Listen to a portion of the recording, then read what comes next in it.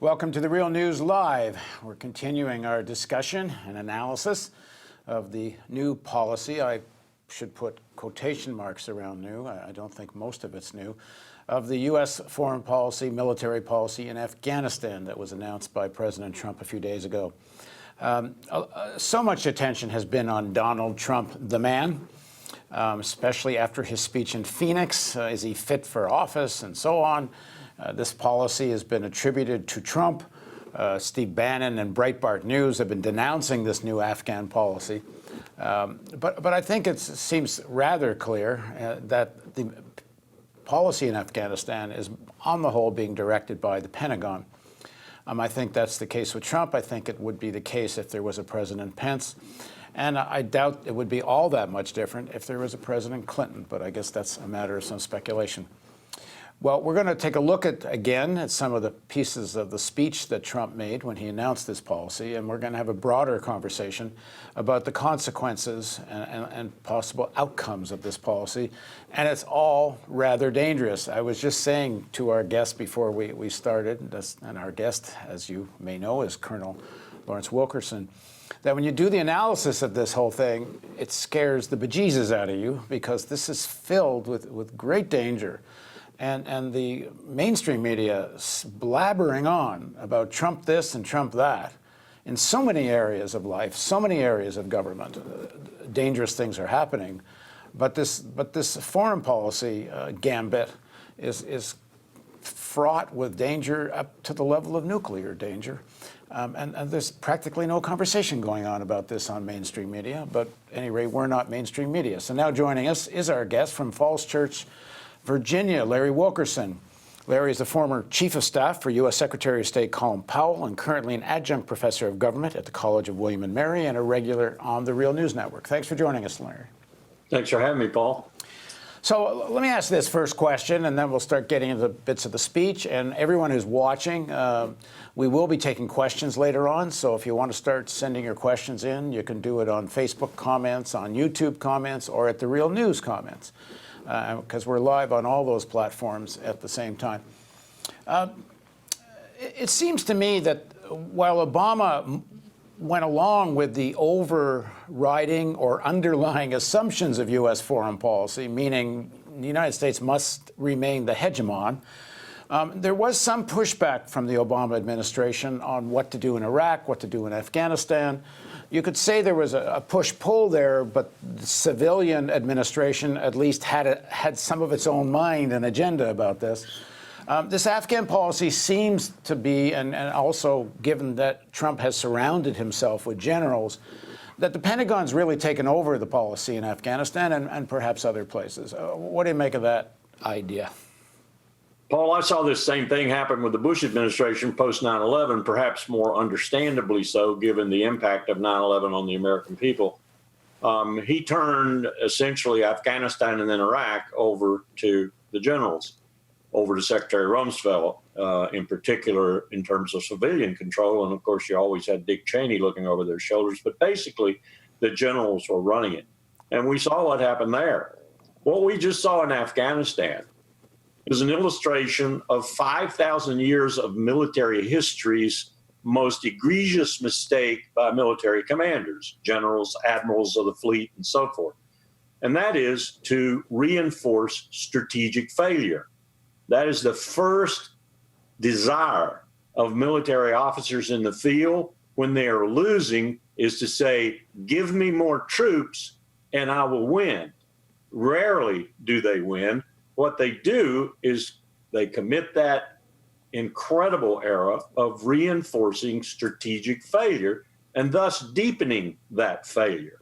So we can have every expectation that with the Pentagon running Afghanistan, and for that matter, everything else we're doing right now militarily, we will deepen the failure and we'll be even in worse trouble than we are now. Now, when we say the Pentagon running things, and while I'm quite persuaded there are some very serious people in the Pentagon who are doing their best, and while I don't agree with their frame of reference and underlying assumptions, I think there's some serious, honest people in the military leadership who are concerned about the fate of the world and so on. But there's a whole lot of people in the Pentagon that are just waiting to get into Lockheed Martin and Boeing and are just waiting to cash in on this bonanza of money that's hitting the industrial military complex. So when we're saying Pentagon's running the policy, a lot of that Pentagon, also means the military-industrial complex is running that policy. Do you agree with that? I do agree with that to a certain extent, and particularly for the high-level civilians in the Pentagon and the high-level starred individuals, that is the admirals and the generals. That is an underlying, if not an overwhelming motivation for some of them now as they go out the revolving door and get 6- and 7-figure salaries with Raytheon, Lockheed Martin, Boeing, and others. I go back to your comment about the sincere people in the Pentagon. I don't dispute that a bit. I was one of them. I will say this, though. The professional predilection of the military. Remember, I was one for 31 years, schooled, educated, and trained, and experienced to be one. The professional predilection is to keep the war going, not to end it. Because that's where you get your rank, that's where you get your progression, your notoriety, your fame, your fortune, and so forth and so on. It hasn't changed in 5,000 years, Paul. It's just gotten a little more sophisticated. That's where you make yourself. And so there is this professional predilection for war. It can be selective. And with Mattis and McMaster and Kelly, it will be selective, because they don't want to break the bank, as it were. But it will still be a predilection for war. In the White House, while Obama was still president, I sat in front of him and Secretary Kerry, and President Obama said to me that he had learned something while he had been in the White House. His sentence was this, and I quote it directly: "There is a bias in this town towards war," unquote. That president had figured it out, and at that moment in his administration was fighting hard not to put troops on the ground seriously in Syria. Well, it took him a long time to figure that out, but he figured it out. This president has no inclination whatsoever to even attempt to figure that out. He's turned it all over to those people who have a predilection, a professional predilection for war. And I think he has himself, and not only him, I think most presidents. I do think Obama was somewhat the exception, although he made plenty of war himself. But given the situation he was in, he did mitigate it some. I had a chance to get to know Gore Vidal pretty well, and Gore told me, and Gore knew John F. Kennedy pretty well. He was in and out of the White House because he and Jackie Kennedy shared a stepfather, I believe it was. And I asked him, why did Kennedy go into Vietnam? And he said it was, everyone remembers a wartime president. Nobody remembers one who's not. This predilection for war is very deep, and of course very deep in the economy. The whole economy is so militarized. A lot of talk's been about how Trump was as he said himself, is non-interventionist, and he was against the Iraq War, which really wasn't true. But it was very clear how in favor he was of an intervention in Libya, which gives you a better sense of his mindset. So here's what he said at the time of the intervention in Libya. We should do, on a humanitarian basis, immediately go into Libya, knock this guy out very quickly, very surgically, very effectively, and save the lives. After it's all done, we go to the protesters who end up running the country. They're going to like us a lot better than they will if we don't do it. More importantly, we're going to save lives. And we should then say, by the way, from all of your oil, we want reimbursement. There's actually a little more of that clip. Do you have it? He actually says in that clip, we have troops all over the region, and we should bring them all to Libya. So it's not like Trump is this big interventionist. So he is handing things over to the guys that with a predilection for war, a whole militarized economy with a predilection for war. So it's pretty damn dangerous, Larry. Oh, I don't disagree. I don't disagree at all. And I think it's been very dangerous ever since Eisenhower left the White House. It's gotten worse and worse and worse. Of course, Vietnam was its first manifestation. 10 years of bloody war, millions of casualties on the Vietnamese side, hundreds of thousands on our side, and nothing, absolutely nothing.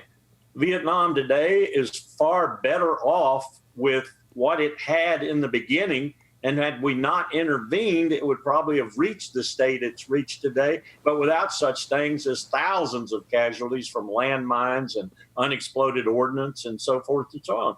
So Vietnam was a total waste of time and effort, blood and treasure on both sides. And yet we did it. And Iraq and Afghanistan and Syria and all the rest of this mess that looks like it could blossom at any moment, it's all from the same warp and woof of the national security state, which you might as well call the warfare state. Right. Okay, well, let's take a look at some of the speech he gave on the Afghan strategy and talk about some sections of it. We're going to play clip number 1, guys. You can roll it. A core pillar of our new strategy is a shift from a time-based approach to one based on conditions. I've said it many times, how counterproductive it is for the United States to announce in advance the dates we intend to begin or end military options. We will not talk about numbers of troops or our plans for further military activities. Conditions on the ground, not arbitrary timetables, will guide our strategy from now on. America's enemies must never know our plans or believe they can wait us out.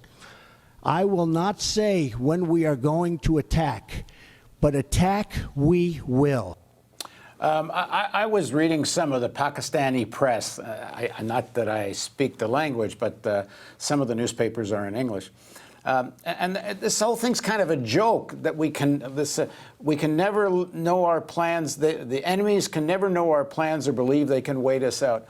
Well, of course they know they can wait us out. All the Pakistani press I read are all saying everyone knows eventually the United States has to leave, and everyone knows the Taliban forces are going to still be there. So saying they can't wait us out and pretending as if you're not going to let people know your actions, it's kind of silly. I guess it's for a domestic audience that doesn't know the situation, Larry. I think that's part of it. It's for an apathetic and no skin in the game audience, so why should they care? And it titillates his base, which is growing smaller every day, so they shouldn't care either. Let me just say one thing, though. I've been saying for a long time that I think the Pentagon is the only strategic think tank in the United States, period. No one else thinks strategically. They do. They think that way with a military orientation, but they nonetheless think strategically.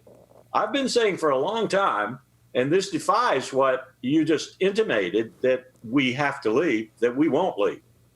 That what we're seeing right now is a beginning of the new great game, that it involves China, it involves Russia, and it involves the United States and all those people who get in the way in Central Asia. The United States will probably be in Afghanistan, I've said repeatedly, for the next 50 plus years, because it is the only place, geographically speaking, in that region from which the United States, with military power, hard power, can affect China's OBOR, its one belt, one road excursion through the old Silk Road into the soft underbelly of Europe, if you will, and to economically supplant both Russia and the United States in terms of supplying key commodities and oil and gas and so forth to Europe, those 400 million people who can afford to buy it. So this is a new game. And I don't for a moment think that the smarter strategic thinkers in the Pentagon don't see the outlines of this game and aren't ready to stay in Afghanistan as we've stayed in Germany and in Korea and in Japan for a half a century or longer. And it has nothing to do with terrorism. Secondarily, they are right next door to the most dangerous nuclear situation in the world, that between Pakistan and India. And they're right next door to the most dangerous component of that formula, Pakistan.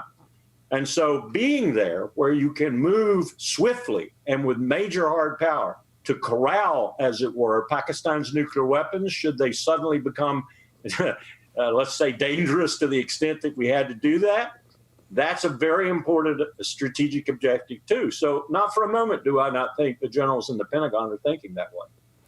So part of this strategy, and I agree with what you just said, I guess I would just caveat what I had said, that I think the Taliban believe they can outweight them. Yeah, but absolutely. I think what you're saying, just as the Vietnamese did. yeah, but I think you're quite right. There's no plans to get out, and this is the policy of forcing the Taliban into negotiations and supposedly winning this in an honorable, enduring way. It's all a bunch of rhetoric. I think what you said is the real strategy. But part of this strategy, and maybe this is something that's new in the strategy, at least the way it's being articulated, is actually openly inviting India to come into Pakistan. And this is clip number 4, guys. This is a threat to Pakistan and then an invitation to India. So I'll start with 4. The next pillar of our new strategy is to change the approach and how to deal with Pakistan. We can no longer be silent about Pakistan's safe havens for terrorist organizations, the Taliban, and other groups that pose a threat to the region and beyond. Pakistan has much to gain from partnering with our effort in Afghanistan. It has much to lose by continuing to harbor criminals and terrorists.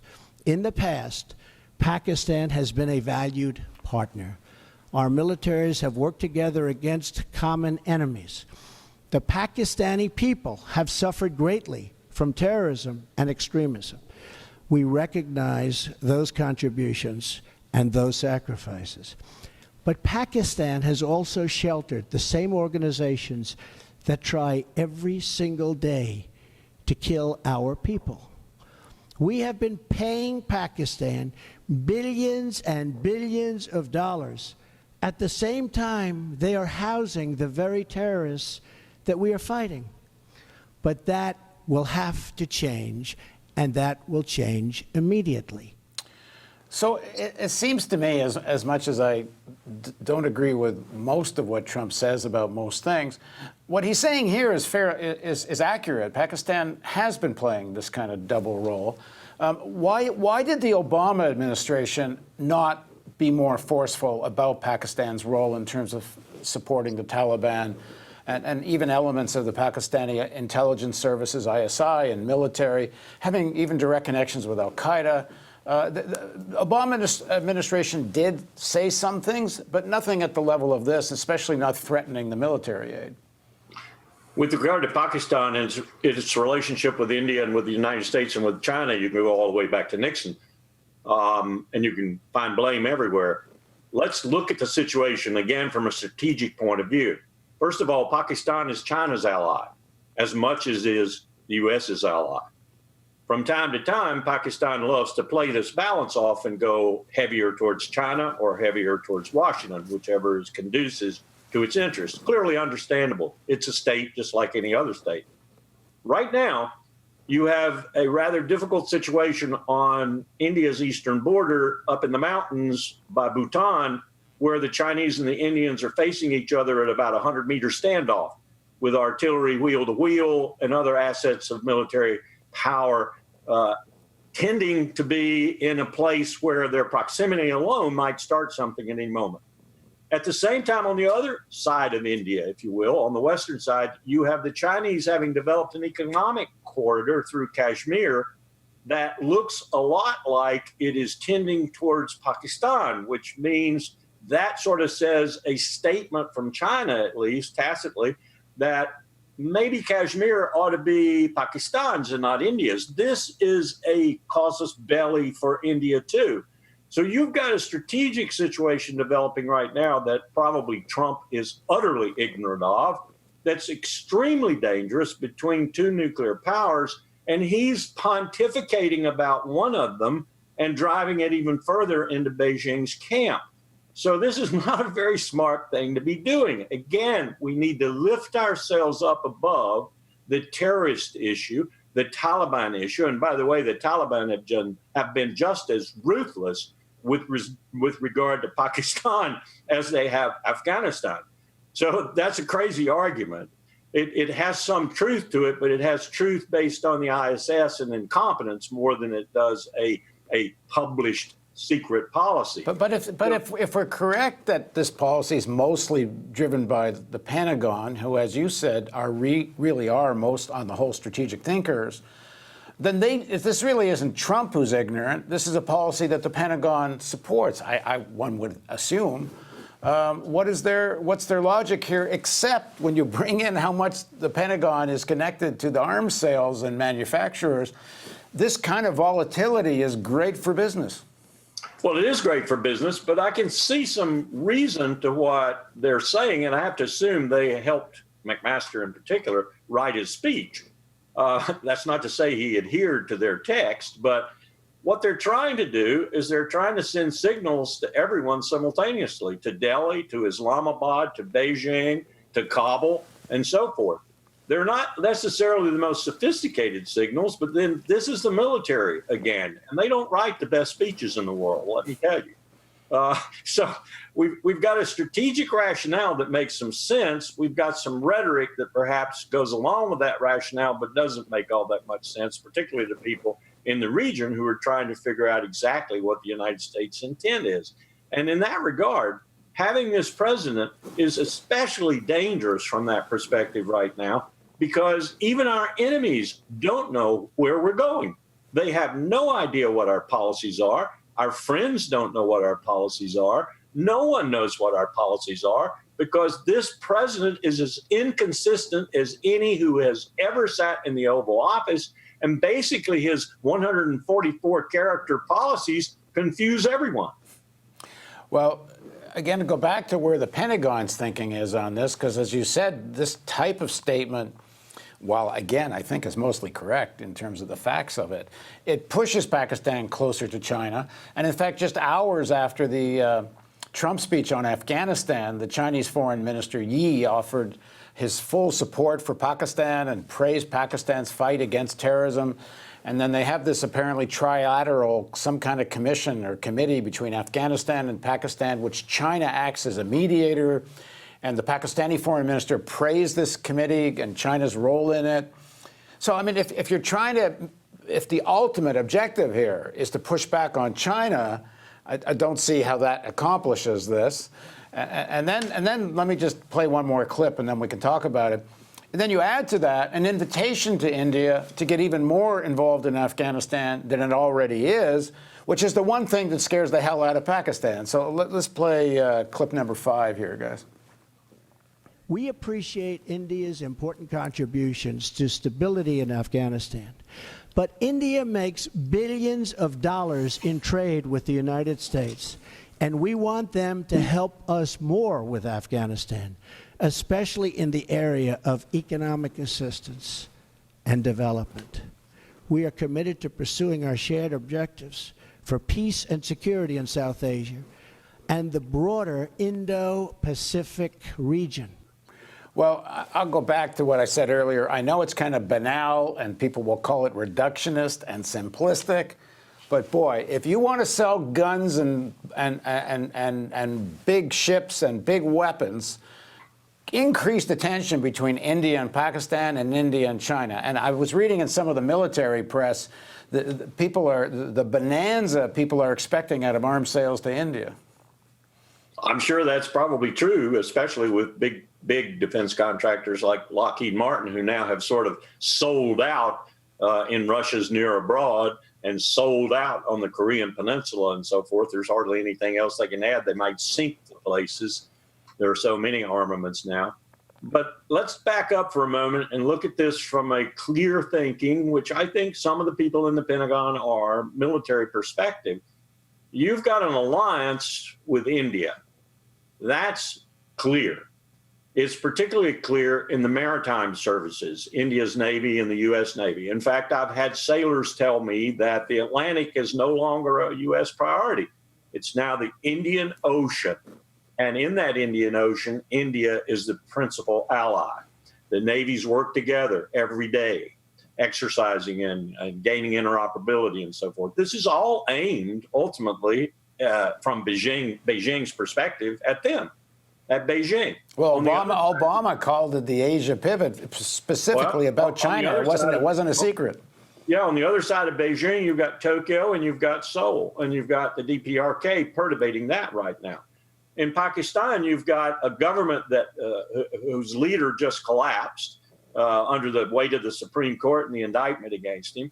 You've got a military that's very reluctant to go back in and take over yet again, don't want to at all, nor does the ISI. So you have a void in Islamabad right now in a real sense, but their tendency is to favor the giant next to them rather than the giant a long way away, which is opposite of the usual strategic rationale. And the reason for that is because the United States has handled Pakistan so badly. And the Chinese have moved into that void and handled it rather well. And if you look at what's coming down the road, trillions of dollars of development, economic and financial aid and so forth, offered by China with very few strings attached. Were I Islamabad, I'd be looking in that direction too, particularly when the only country in the world that really is going to help me against my main enemy, India, now allied with the United States, is China. So this is the great game writ large. And frankly, I don't think we're playing it very well right now. I'm not sure we should be playing it at all, frankly speaking. I mean, playing it like with 19th century psychology, practically. Yeah, it's the in old... many respects, but with 21st century kill you all very shortly weapons. Right. There was one piece of that speech which I found a little peculiar, and I haven't heard many people talk about it. This is clip number 7, guys, where he talks about economic development in Afghanistan is going to help defray the costs. I mean, is this a pipe? Is this back to the Mexicans paying for the wall, or is there more to this? Let's play the clip. In this struggle, the heaviest burden will continue to be borne by the good people of Afghanistan and their courageous armed forces. As the Prime Minister of Afghanistan has promised, we are going to participate in economic development to help defray the cost of this war to us. So what is it? He's talking about mineral wealth in Afghanistan? This is what I've been hearing ever since we first went into Afghanistan in terms of future prospects, whether it be apricots, opium, copper, or you name it, whatever's TAPI, the Turkmenistan, Afghanistan, Pakistan, India contemplated pipeline, and so forth and so on. They also say that Afghanistan is the Saudi Arabia of lithium. Well, I think it's mostly nonsense, and I think it's nonsense just as he just said about the ANA, the Afghan National Army, is nonsense. My God, Paul, the AWOL rates in the battalions of that army are 30 or 40%. It's like the Iraqi army. Remember, we spent billions and trained that Iraqi army to where it was just great. It could secure its own country and its borders. And as soon as we left, a couple of years later, ISIS went in and put them into flight and took all their equipment and gear and made it their own. The same thing would happen in Afghanistan. We can praise that army all day long. It doesn't change the fact that you have Pashtuns and you have others, and you have a very difficult situation getting anyone motivated to lay down their life for a government in Kabul they consider to be not only illegitimate, but utterly corrupt. So this is rhetoric, and the economic and financial rhetoric is just as hollow as the military rhetoric. All right, we're going to do one. I'm going to raise one more point from the speech, and then we'll take some questions. So if you want to ask some questions, again, we're live. Facebook, YouTube, therealnews.com. Just go into the comments sections, and we'll try to take some of your questions. I'm going to play a clip. We've numbered this clip 8, guys, but I only want to play the first part of it, which ends after protect our shared interests. So roll that. But we will no longer use American military might to construct democracies in faraway lands or try to rebuild other countries in our own image. Those days are now over. Instead, we will work with allies and partners to protect our shared interests.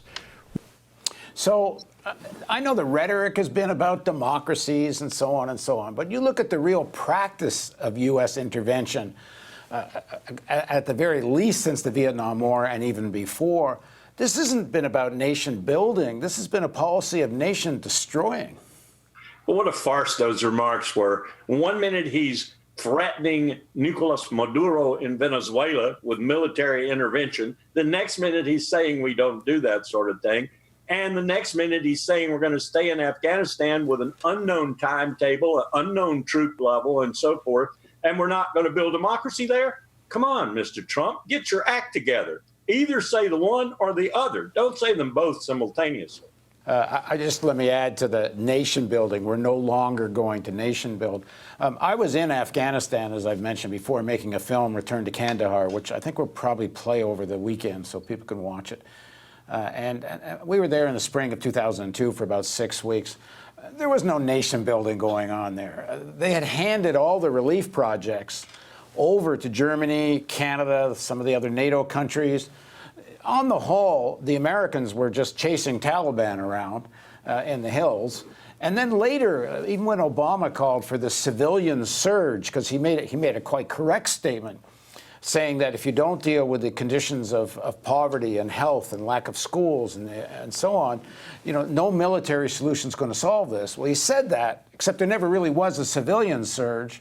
And one of the reasons for that is that they wouldn't protect the civilian relief projects, and nobody wanted to go and do them. I should say some very brave people did do, and many of them died. But Paul, I will tell you that all of that is a product of what we started out with in 2001, too few troops. And as long as we have the all-volunteer force, no conscription, no draft, we will have too few troops. And you can send 200,000 contractors all day long, and they are not going to do the things that you just enumerated. They're not going to secure people who are trying to bring democracy, institution building, rule of law, and so forth to an embattled people. They simply aren't. So if we're going to do these things, and I'm not for a moment advocating that we do them, we're going to need a lot more troops. But let me take issue a bit with that, with Afghanistan. And then one, we know that Bush always just wanted to go into Iraq anyway. And Afghanistan was just a way to get the ball rolling. And two, but at the time I was in Afghanistan, they didn't need a lot more troops. In fact, the Taliban were really in disarray and in retreat. We filmed up and down the country. We had no protection. The only thing we needed was to avoid landmines because they were everywhere. If there'd been any actual intent on helping the people of Afghanistan, there was plenty of opportunity to do it, and and with enough troops they had. That was just never the agenda. It was always the rhetoric. They just, democracy was never the objective. In fact, if it was, you wouldn't have put warlords into power who are almost entirely made up of war criminals. Anyway, that's a whole other story. But let's, and another time we'll talk about this issue of volunteer versus a draft, because you've made some very important points that if the children of some of the people making these decisions about war actually had to face the draft, it might have some effect on things.